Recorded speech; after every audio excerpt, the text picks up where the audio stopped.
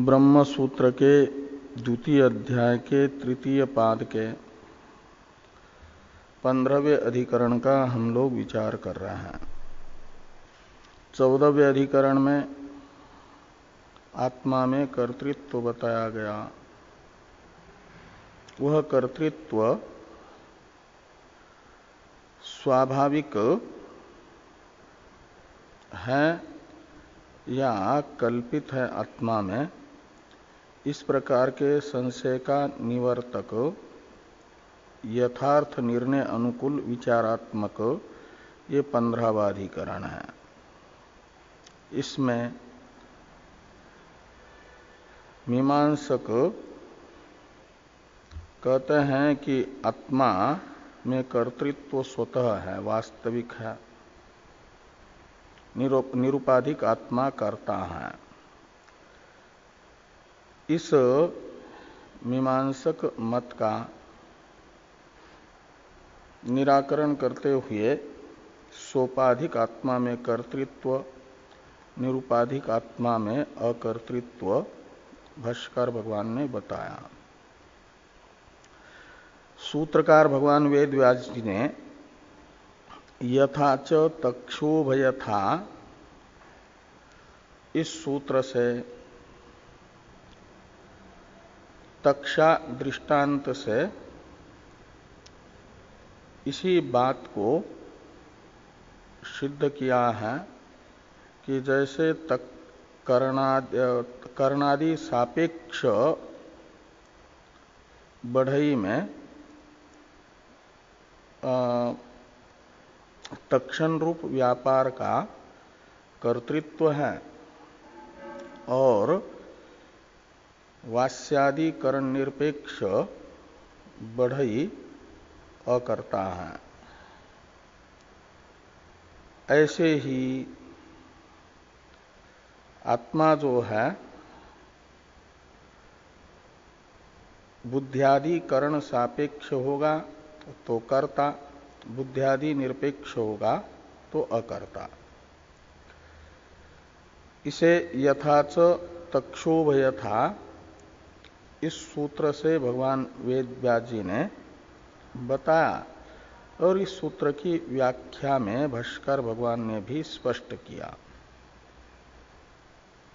निरुपाधिक आत्मा ही कर्ता होगा, इस प्रकार की मीमांसकों की आशंका का अनुवाद करके निराकरण भाष्यकार भगवान ननु संधे स्थाने प्रसुप्तेषु कर्णेषु इत्यादि से कर रहे हैं।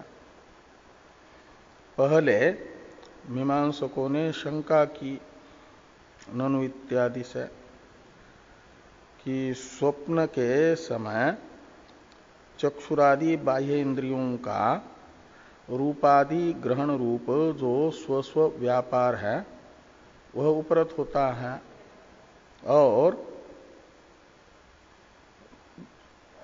तब भी स्वप्न अवस्था में व्यापार होता हुआ दिख रहा है।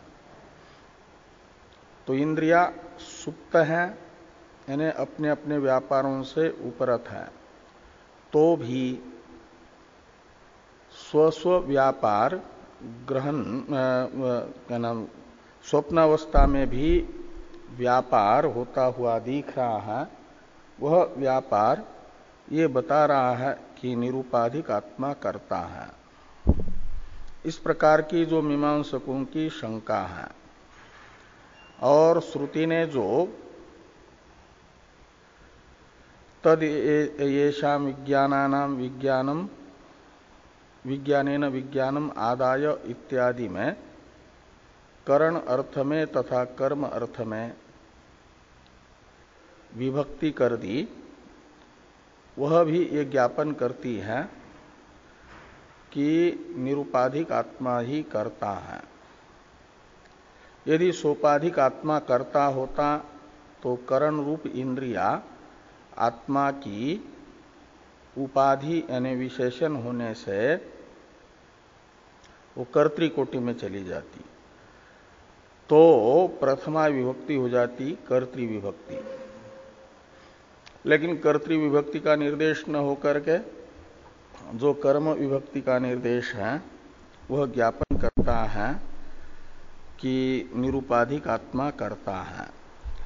इस प्रकार की जो मीमांसकों की शंका है इसका अत्र उच्यते इत्यादि से भाष्कर भगवान ने समाधान किया, यह बता करके कि सुसुप्ति अवस्था में भले ही आत्मा करण रूप उपाधि से रहित होता है, करणों का सर्वथा व्यापारोपरम रहता है, किंतु ये जो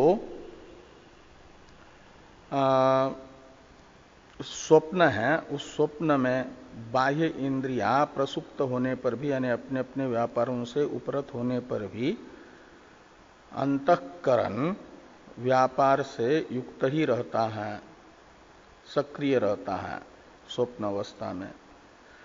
और सक्रिय अंतःकरण उपाधिक आत्मा में स्वप्न व्यापार का कर्तृत्व है, इसलिए सोपाधिक आत्मा ही कर्ता सिद्ध हुआ वहां पर भी, निरुपाधिक आत्मा नहीं। और ये जो आपका ये है, और स्मृति श्रुति भी यही बता रही है वहां पर कि सधी स्वप्नो भूत्वा इमं लोकम अतिक्रामति, और इंद्रियाणाम उपरमे मनो अनुप्रतम यदि सेवते विषयानेव तद्विद्या स्वप्न दर्शनम, यह स्मृति भी अंतःकरण का उस समय व्यापार बता रही है। और कामादयस्य मनसो वृत्तयः इत्यादि वाक्य से युक्ति से भी स्वप्न अवस्था में मन रूप उपाधि रहती है, ये बताया। इच्छा, क्रोध, सुख, दुख आदि श्रुति बताती है कि ये सब मन के धर्म हैं, मन के गुण हैं, और मन बिना व्यापार के क्या ना वो गुण जो हैं अपने आश्रय के बिना नहीं रह सकते। ये जो परिणाम है वे अपने परिणामी अंतःकरण के बिना नहीं रह सकते। और स्वप्न अवस्था में इच्छादि प्रतीत हो रहे हैं, वे इच्छादि ये ज्ञापन कर रहे हैं कि स्वप्न अवस्था में अंतःकरण भी है। और श्रुति तो इस प्रकार ये सोपाधिक आत्मा ही करता है, यह बात ज्ञापित हुई। और जो स्वप्न अवस्था में एक प्रकार से बताया गया है विचरण, वह विचरण भी आत्मा का केवल वासनामय है, यानी कल्पित है। इसे श्रुति भी उते वस्त्री भी समोदमान जक्षत उते पापी इत्यादि प्रयोग में ईवकार का प्रयोग करके बता रही है। ईवकार का प्रयोग करके श्रुति ने यही कहा एक प्रकार से कि जो स्वप्न में जक्षणादि रूप व्यापार प्रतीत हो रहे हैं वह आत्मा में कल्पित है, वास्तविक नहीं। और स्वप्न देख करके जगे हुए व्यक्ति भी कहीं स्वप्न में देखे कि एवरेस्ट में चढ़ रहे हैं और फिर उस प्रकार का स्वप्न देख करके जगते हैं, तो ये नहीं कहते कि हम एवरेस्ट पर चढ़ करके आए हैं, लेकिन ये बताते हैं कि हमने स्वप्न में एवरेस्ट पर चढ़ता हुआ सा अनुभव किया, चढ़े नहीं, ऐसा लगा कि चढ़ रहे हैं, चढ़ रहे से प्रतीत हुए।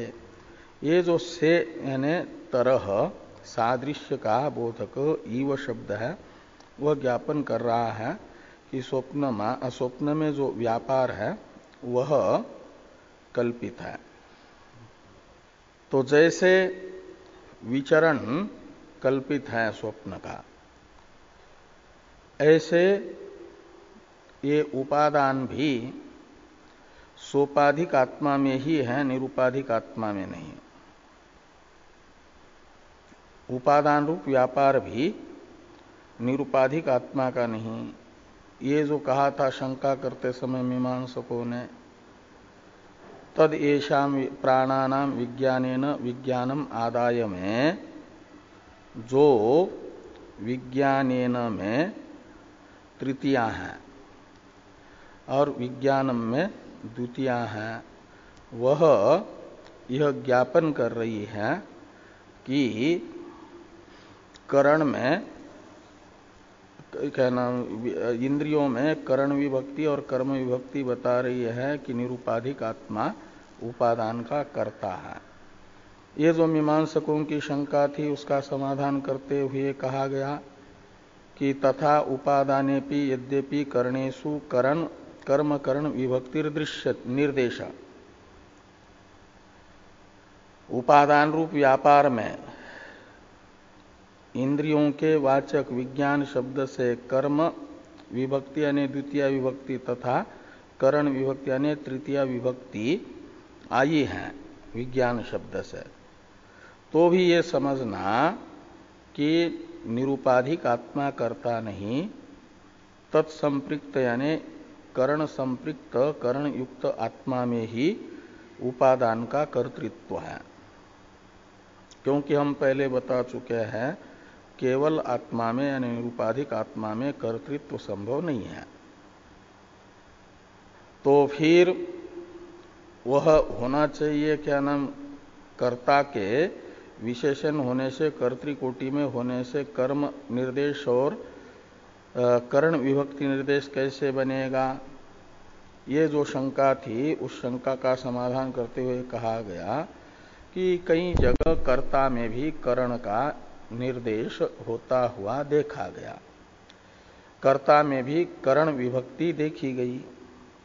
लोक में ही देखा जाता है कि योधा युध्यन्ते, इस वाक्य में योधा ये कर्ता है और उनमें करण विभक्ति भी होती है, योधै राजा युध्यन्ते इत्यादि में तृतीय विभक्ति भी हो गई ना। तो विवक्षा भेद से एक प्रकार से क्या हो जाता है कि अनेक प्रकार की विवक्षा होने से करण विभक्ति का भी कोई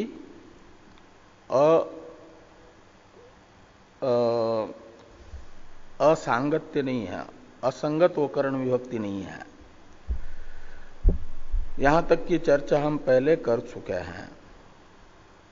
अब भाष्य में है 549 नंबर पृष्ठ पर अंतिम पंक्ति, अपिच अस्मिन् उपादाने इत्यादि। इसका अवतरण है टीका में, उपादानस्य सकर्तृकत्वम अंगीकृत्य केवल आत्मनः कर्तृत्वम निरस्तम। तो उपादानस्य सकर्तृकत्वम अंगीकृत्य, यानी उपादान रूप जो व्यापार है, जागृत अवस्था से सोने के लिए जब जीव जाता है तो प्राण शब्दित इंद्रियों की ज्ञान शक्ति को लेकर के जाता है। ये जो कहा गया है तद येषाम प्राणानाम विज्ञानेन विज्ञानम आदाय इत्यादि में, इसमें एक प्रकार से भाष्यकार भगवान ने उपादान रूप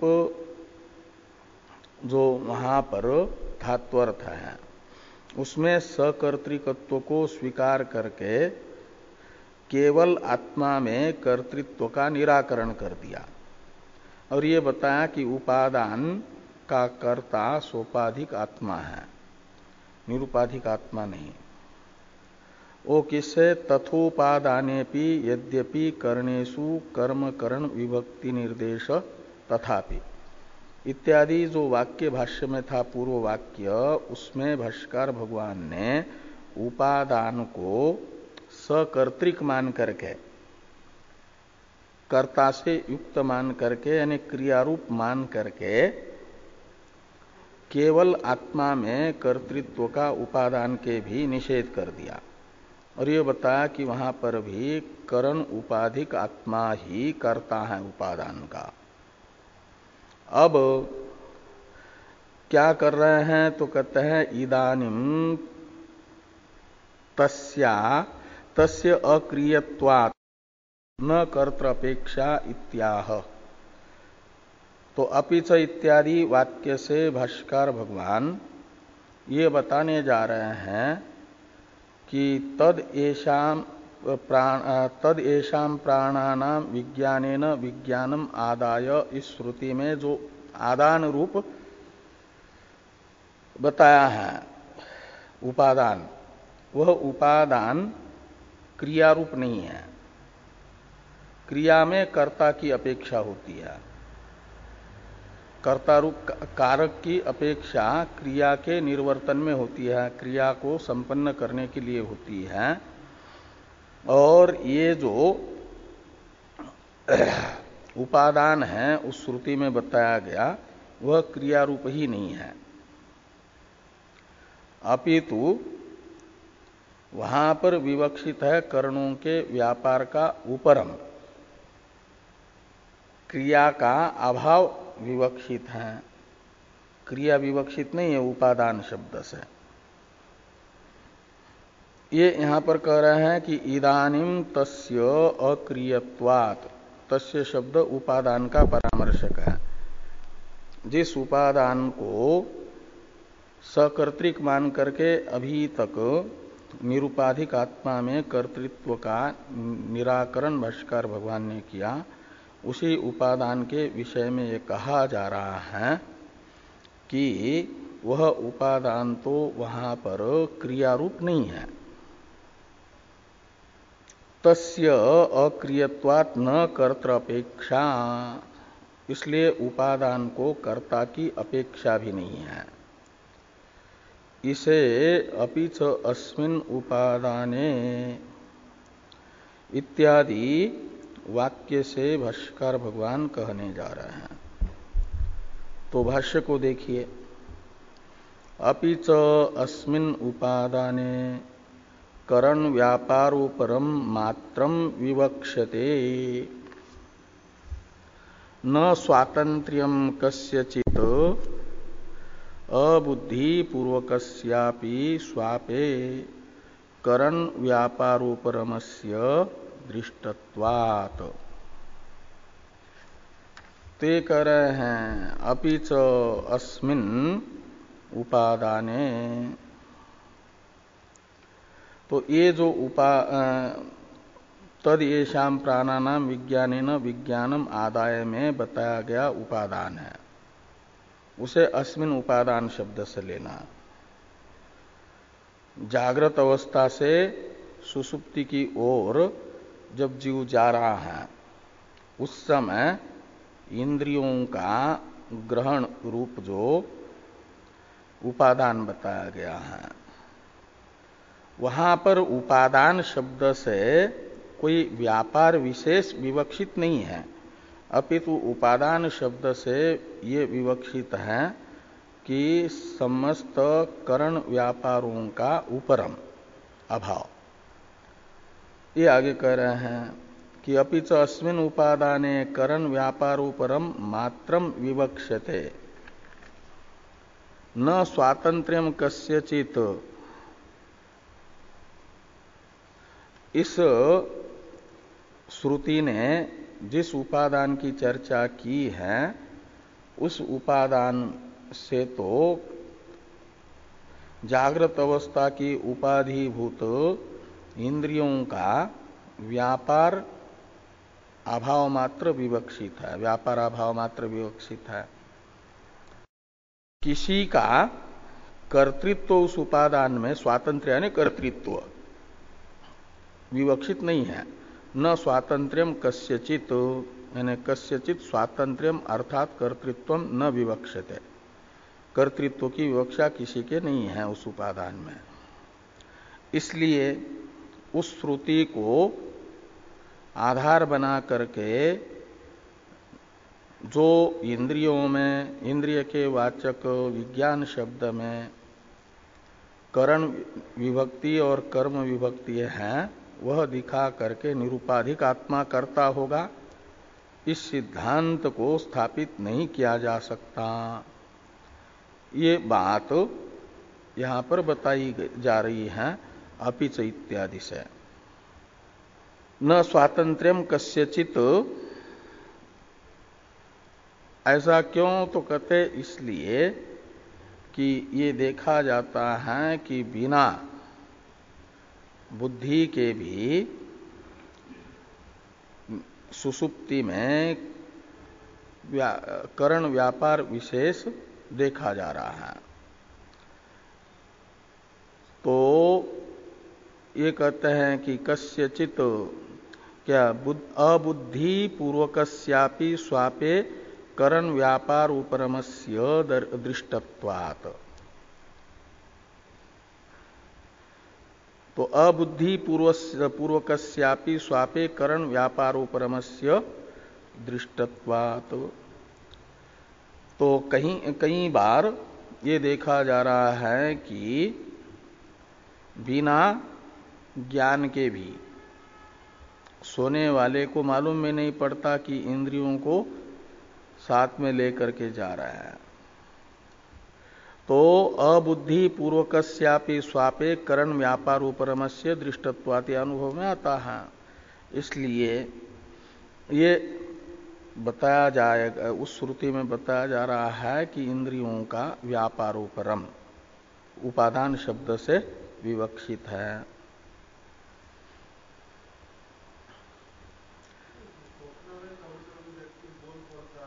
हाँ, तो वहां तो मन है। तो वो हिलाना वगैरह तो तब होता है जब शरीर से भी संबद्ध हो जाता है, उस समय।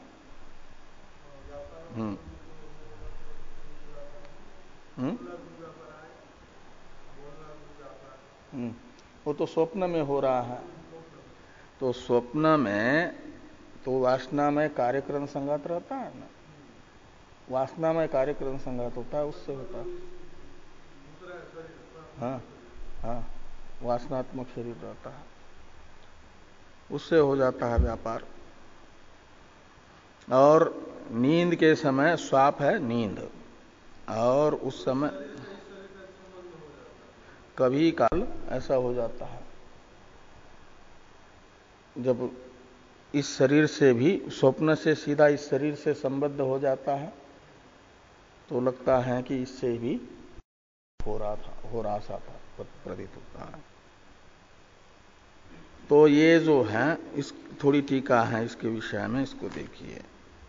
पूर्वम विज्ञानम, अब एक प्रकार से यस्तु अयम व्यपदेश, आगे वाला जो वाक्य है इसका अवतरण लिख रहा है टीकाकार।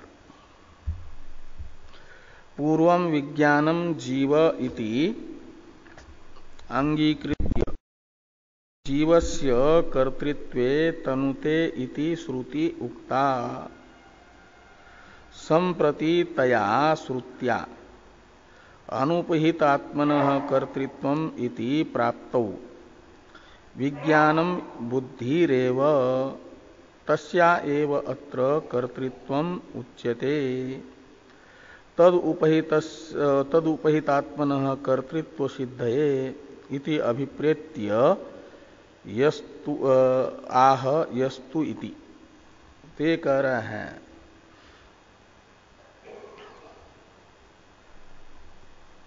पूर्वम यानी पूर्व अधिकरण में, 14वें अधिकरण में विज्ञानम यज्ञम तनुते, ये जो श्रुति बताई गई थी सिद्धांति की ओर से, वो किसके लिए बताई गई थी? कि आत्मा में कर्तृत्व को बताने के लिए। सोपाधिक आत्मा में कर्तृत्व को बताने के लिए वह श्रुति बताई गई थी। और उस श्रुतिस्थ विज्ञान शब्द का अर्थ जीव था। तो विज्ञानम जीव इति अंगीकृत्य विज्ञानम यज्ञम तनुते, इस तैत्रीय ये तैत्रीय उपनिषद की है। तो तैत्रीय श्रुति में विज्ञान शब्द का अर्थ जीव ऐसा मान करके जीव में कर्तृत्व तनुते इस श्रुति के आधार पर 14वें अधिकरण में सिद्धांतियों के द्वारा बताया गया था। ये इतना व्रत कथन है, यानी पूर्व में जो बात बताई गई उसका संक्षेप में कथन स्मरण कराया। अब क्या किया जा रहा है? तो विज्ञानम यज्ञम तनुते, इस श्रुतिस्थ विज्ञान शब्द का अर्थ बुद्धि ही है, ये सिद्धांती कह रहे हैं। और इसलिए बुद्धि में कर्तृत्व बताया जा रहा है। पहले जीव में कर्तृत्व को बताने के लिए विज्ञान शब्द का अर्थ जीव बताया गया। ये आगे कहते हैं कि संप्रति तया श्रुत्या अनुपहित आत्मनः कर्तृत्वम इति प्राप्तो विज्ञानम बुद्धिरेव तस्या एव अत्र कर्तृत्वम उच्यते। तो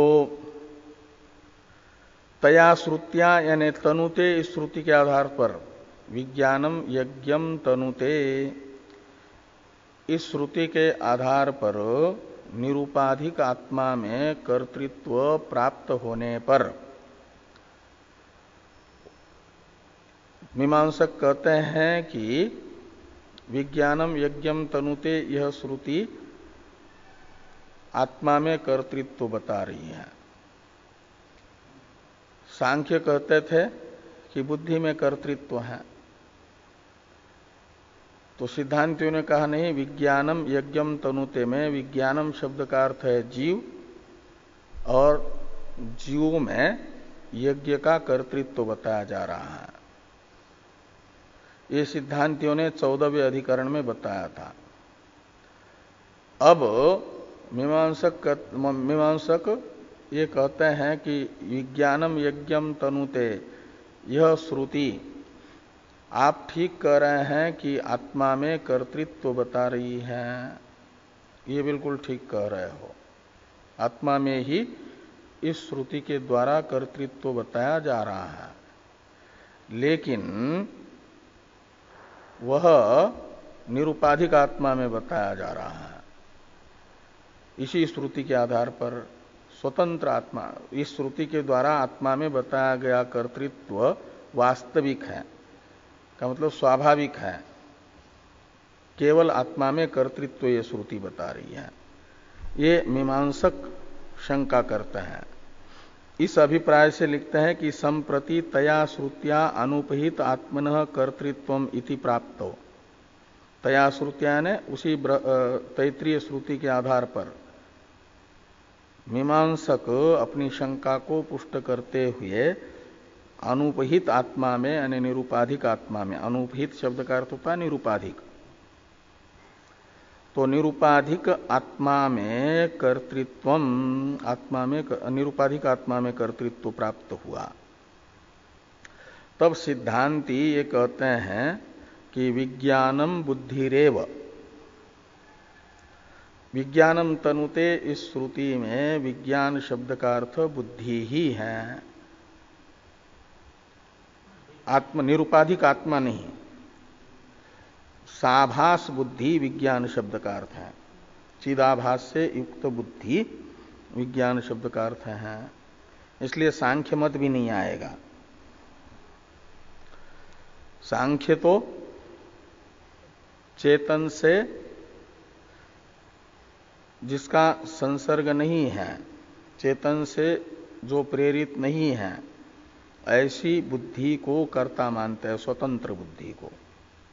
लेकिन विज्ञानम यज्ञम तनुते इस श्रुति में विज्ञान शब्द का अर्थ बुद्धि ही है, ऐसा जब सिद्धांति कहते हैं तो चेतन अधिष्ठित बुद्धि, ये अर्थ निकालना। तो चेतन अधिष्ठित बुद्धि ही विज्ञान शब्द का अर्थ है, और तस्या एव अत्र कर्तृत्वम उच्यते। तो तस्या यानी चेतन अधिष्ठितायाः बुद्धे, चेतन अधिष्ठित बुद्धि में ही अत्र यानी अस्याम श्रुतौ, ये जो श्रुति है विज्ञानम यज्ञम तनुते, इस श्रुति में कर्तृत्व बताया जा रहा है चेतन अधिष्ठित बुद्धि में। चेतन अनधिष्ठित बुद्धि में कर्तृत्व है, यह सांख्य मत, वो भी यहां नहीं प्राप्त हो रहा है। और मीमांसकों का जो कथन है निरुपाधिक आत्मा करता है, तो निरुपाधिक आत्मा में भी कर्तृत्व नहीं, चेतन अनधिष्ठित बुद्धि में भी कर्तृत्व नहीं, अपितु सिद्धांत ये बताया जा रहा है कि चेतन अधिष्ठित बुद्धि में कर्तृत्व है, कि तस्या एव अत्र कर्तृत्वम उच्यते। किस लिए? तो कहते तद उपहित आत्मनः कर्तृत्व सिद्धये। तो बुद्धि उपहित आत्मा में कर्तृत्व की सिद्धि के लिए बुद्धि उपाधिक आत्मा में कर्तृत्व की सिद्धि के लिए बुद्धि में कर्तृत्व बताया जा रहा है। इस अभिप्राय से ये वाक्य भाष्यकार भगवान लिखते हैं कि यस्तु अयम व्यपदेश दर्शितः, ये जो श्रुति वचन पहले बताया विज्ञानम यज्ञम तनुते स बुद्धेरेव कर्तृत्वम प्रापयति, इस श्रुतिस्थ विज्ञान शब्द का अर्थ बुद्धि है, और उस बुद्धि में ही कर्तृत्व विज्ञानम यज्ञम तनुते यह व्यपदेश बता रहा है। विज्ञान शब्दस्य तत्र प्रसिद्धत्वात्, क्योंकि विज्ञान शब्द की प्रसिद्धि तत्र यानी बुद्धि में है। विज्ञान शब्द बुद्धि में प्रसिद्ध होने से विज्ञान शब्द का अर्थ जो प्रसिद्ध है वही लेना, विज्ञानम यज्ञम तनुते में भी। तो विज्ञान शब्द की प्रसिद्धि बुद्धि में होने से विज्ञानम यज्ञम तनुते श्रुतिस्थ विज्ञान शब्द का अर्थ भी बुद्धि ही है। एक हेतु हुआ विज्ञानम यज्ञम तनुते श्रुतिस्थ विज्ञान शब्द का अर्थ बुद्धि होगा, इस अर्थ का निश्चयक एक हेतु हुआ विज्ञान शब्द की बुद्धि में प्रसिद्धि। एक दूसरा हेतु बताते हैं मनोनंतरम पाठाच्च,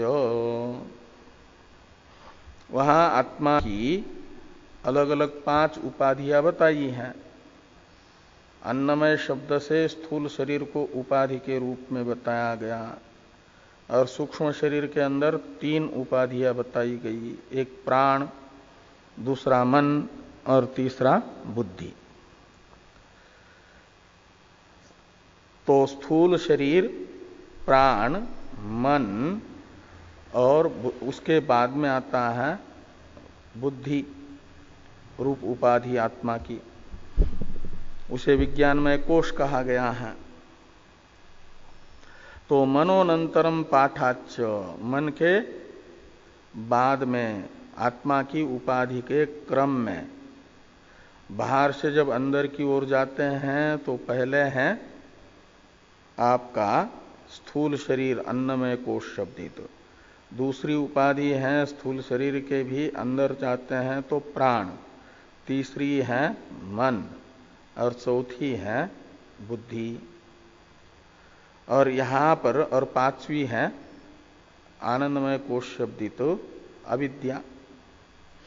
तो यहां पर ये चौथी उपाधि है, और क्रम से उन उपाधियों को बताया जा रहा है। स्थूल शरीर रूप उपाधि को पहले बताया गया, फिर प्राण रूप उपाधि को बताया गया, फिर मन रूप उपाधि को बताया गया।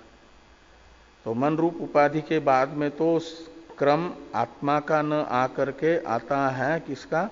बुद्धि का। इसलिए भी विज्ञानम यज्ञम तनुते इस श्रुति में विज्ञान शब्द का अर्थ बुद्धि ही करना चाहिए। इस अभिप्राय से लिखते हैं कि मनोनंतरम पाठाच्य, मन रूप उपाधि के अनंतर चौथे क्रम में यहाँ विज्ञान का पाठ होने से भी विज्ञान पदार्थ बुद्धि है। तो पूर्व में बताया गया जो हेतु है उसका समुच्चायक है। पूर्व में बताया गया हेतु है आपका विज्ञान शब्द की बुद्धि में प्रसिद्धि। ये सब चर्चा किसमें चल रही है कि विज्ञानम यज्ञम तनुते श्रुतिस्थ विज्ञान शब्द का अर्थ बुद्धि होगा। ये जो सिद्धांति की प्रतिज्ञा है, इस प्रतिज्ञा की सिद्धि के लिए अनेक हेतु बताए जा रहे हैं।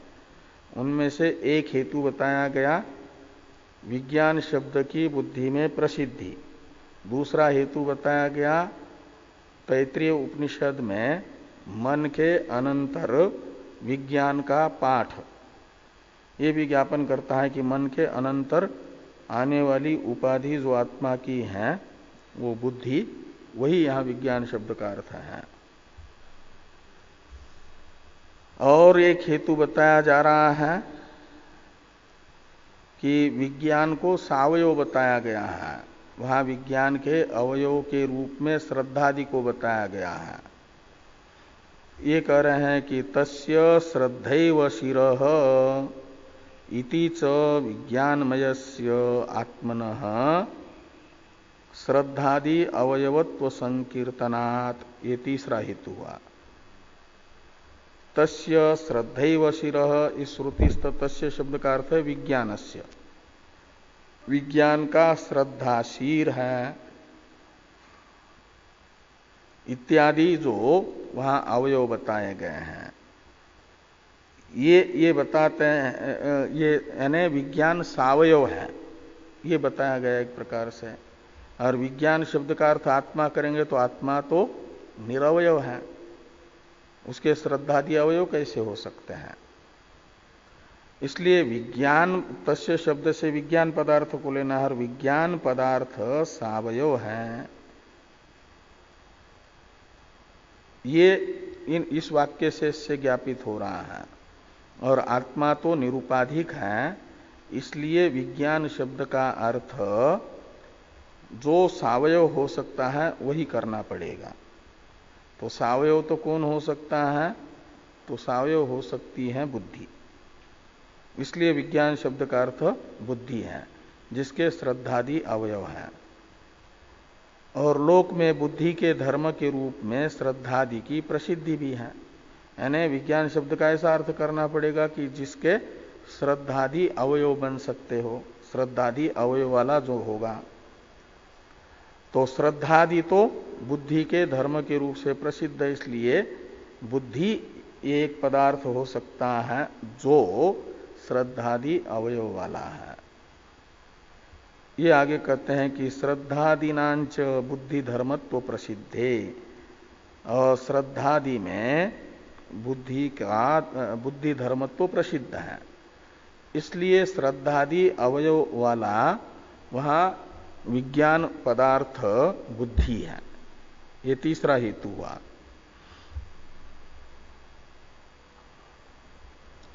चौथा एक हेतु बताया जा रहा है विज्ञान शब्द का अर्थ बुद्धि ही होगा, ये बताने के लिए कि विज्ञानम देवाः सर्वे ब्रह्मज्येष्ठम उपासते। इस श्रुति का टीका में अवतरण भी है। उससे पहले टीकाकार अवतरण लिखने से पहले यस्तु अयम व्यपदेश यहां से लेकर के इति च वाक्य, क्या नाम वो, श्रद्धादीनांच बुद्धि धर्मत्व प्रसिद्धे, यहां तक के भाष्य ग्रंथ का अर्थ भी करते हैं। थोड़ा टीका को देखिए। योयम विज्ञानमयः इत्यादि श्रुतिषु विज्ञान शब्दस्य बुद्धौ प्रसिद्धत्वात्, अत्र च मनोमय कोशानंतरम पठितत्वात् श्रद्धादि लिंगाच्च बुद्धिरेव विज्ञानम इत्यर्थ। तो ये कहते हैं योयम विज्ञानमयः इत्यादि श्रुतियों में विज्ञान शब्द की प्रसिद्धि बुद्धि में होने से, ये पहला जो हेतु था ना उसका अर्थ कर दिया। यानी ये कहा कि विज्ञान शब्द बुद्धि में प्रसिद्ध है, तो कहा कौन से श्रुतियों में विज्ञान शब्द का प्रयोग बुद्धि में हुआ?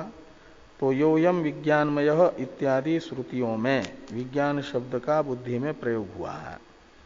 इसलिए कहा कि योयम विज्ञानमय इत्यादि श्रुतिषु विज्ञान शब्द से बुद्धो प्रसिद्धत्वात्। और आगे कहते हैं कि अत्र च मनोमय कोशानंतरम पठितत्वात्। और अत्र यानी तैत्रीय उपनिषद में यह ब्रह्मानंद वल्ली में आया हुआ वाक्य शेष है। उसमें आत्मा की 5 उपाधियों में से तीसरी उपाधि जो मनोमय कोश है, उसके बाद में यहाँ विज्ञान का पाठ होने से, विज्ञानम यज्ञम तनुते ये वाक्य आने से भी ये निकलता है कि विज्ञान शब्द का अर्थ बुद्धि है।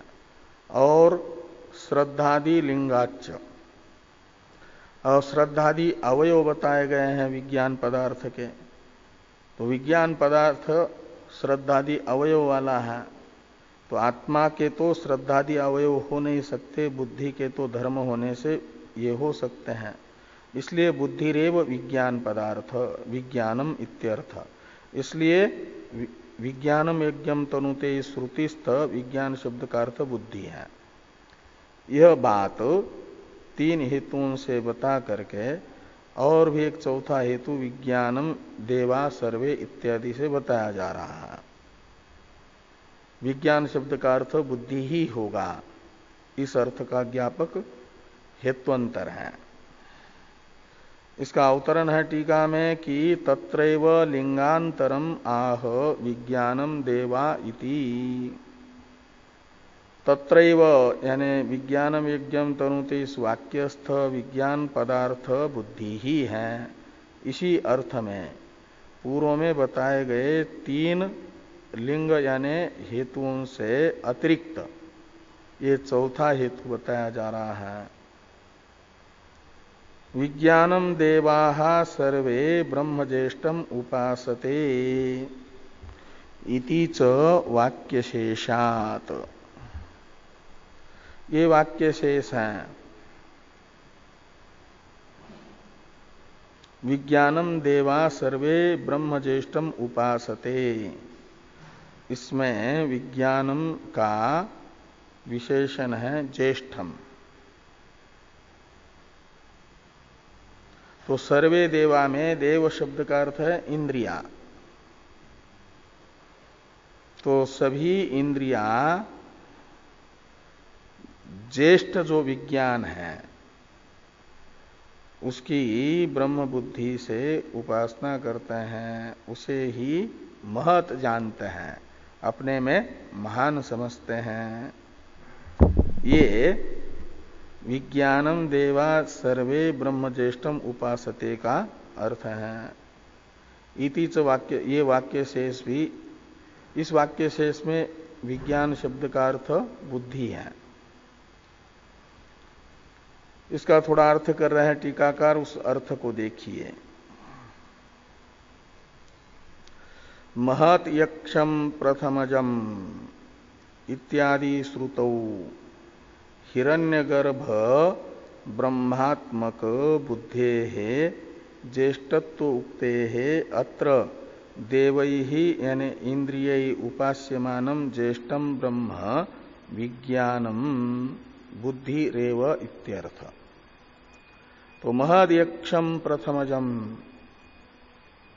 इस श्रुति में यक्षम शब्द का अर्थ है पूज्यम, महत का अर्थ है महान।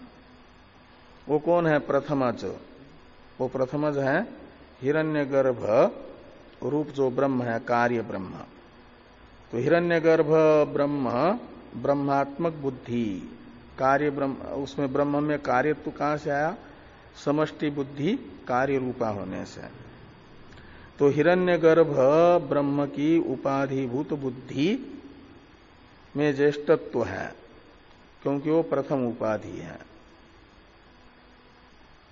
उक्ते अत्र देव शब्द, अत्र यानी इस श्रुति में विज्ञानम देवा सर्वे ब्रह्म ज्येष्ठम उपासते, इस श्रुति में देव शब्द का अर्थ है इंद्रिया, और उनके द्वारा उपास्यमान जो ज्येष्ठ ब्रह्म रूप विज्ञान है वो कौन है? बुद्धि ही है। हाँ, अध्यात्म में।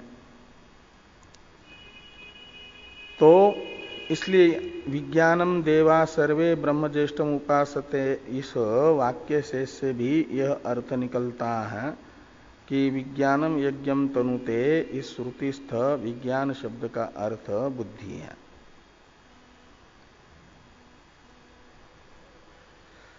महद यक्षम, इस श्रुतिस्थ यक्ष शब्द का अर्थ टीकाकार ने किया कि यक्षम यानी पूज्यम, यक्ष शब्द का अर्थ है पूज्य।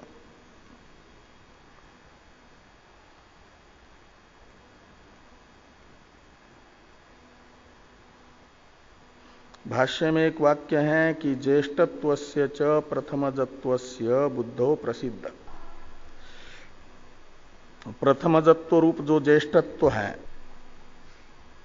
वह बुद्धि में प्रसिद्ध है, समष्टि बुद्धि में। वही ईश्वर की प्रथम संतान है ना, समष्टि बुद्धि उपाधिक हिरण्यगर्भ। उसमें से समष्टि बुद्धि को यदि निकाल लिया जाए तो ब्रह्म तो एक ही है, उनमें पुत्र पितृभाव संबंध नहीं होगा। प्रथम कार्यत्व ब्रह्म में ही ज्येष्ठत्व और कनिष्ठत्व जो है उपाधि को लेकर के, इसलिए कहते हैं प्रथमजत्व रूप जो ज्येष्ठत्व है वह बुद्धि में प्रसिद्ध होने से। अब श्रुतिस्थ, ये जो भाष्यस्थ ये श्रुति आ रही है, स एष वाचः चित्तस्य उत्तरोत्तर क्रमो यद यज्ञ इत्यादि की अवतरण टीका है। स एष, ये जो श्रुति आ रही है इससे ये बताया जा रहा है कि यानी विज्ञान शब्द का अर्थ बुद्धि ही करना है। इसी अर्थ का ज्ञापक और हेतु बताया जा रहा है पांचवा एक प्रकार से। उसके लिए श्रुति स एष वाचः चित्तस्य उत्तरोत्तर क्रमो यद यज्ञ, ये बताई जा रही है। यानी विज्ञानम यज्ञम तनुते, श्रुति ने बताया कि विज्ञान यज्ञ का कर्ता है, और अन्य श्रुति यज्ञ रूप जो विधेय है श्रुति का वह निष्पन्न होता है वाक और चित्त के व्यापार से, ये बता रही है। इसलिए जिसके व्यापार से यज्ञ संपन्न होगा उसे उसका कर्ता माना जाएगा। कुलाल को घट का कर्ता इसलिए कहा जाता है कि कुलाल के व्यापार से निष्पन्न होता है घट। ऐसे यज्ञ जिसके व्यापार से निष्पन्न होगा उसे माना जाएगा यज्ञ का कर्ता। और ये जो श्रुति आ रही है वो बता रही है स एष वाच चित्तस्य उत्तरोत्तर क्रमो यत यज्ञ, ये चित्त के व्यापार से यज्ञ को निष्पन्न हुआ बता रही है। इसलिए चित्त को ही यज्ञ का कर्ता मानना पड़ेगा। और चित्त ही और बुद्धि पर्यावाचक है, इसलिए चित्त के व्यापार से यज्ञ निष्पन्न हो रहा है का अर्थ है बुद्धि के व्यापार से यज्ञ निष्पन्न हो रहा है, इसलिए बुद्धि ही यज्ञ का कर्ता है। यज्ञ ये कार्य बुद्धि का है, इसे बताया जा रहा है पांचवें हेतु के रूप में। इसका अवतरण भी है टीका में, इस पर चर्चा हम लोग कल करेंगे।